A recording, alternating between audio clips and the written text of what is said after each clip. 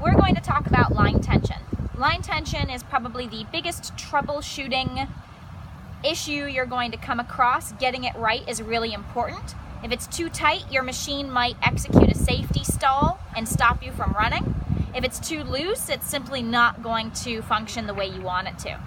So I've got my machine set up here. I've got it tethered in the back with the anchor. I'm gonna go ahead and open it and lay what is now my loop at the back of the wheel and close that back up. Now you'll notice the line is really floppy here. I don't have enough tension. So the way I like to adjust my tension is by unstaking the machine and pulling it back. Now, once the line goes from being floppy on the ground to tight and sort of suspended between the pulleys and the machine, you know you're in the right area. How do you know if your tension is too tight?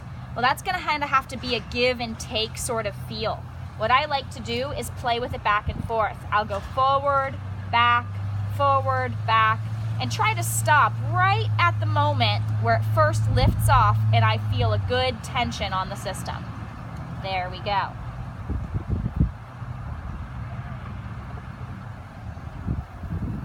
If you're running and you feel like the machine is running too slowly, or if it keeps stalling, the first thing I would check is your line tension.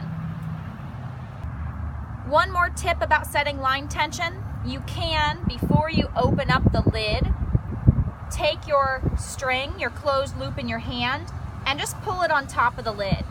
If you're about halfway between the Swift Paws dog and the back of the lid, your tension is probably going to be about correct. So here I am just pulling it back. Yep, it reaches about halfway. So I'm gonna go ahead and open it up, and that should allow me to have appropriate tension when I set it on the pulley.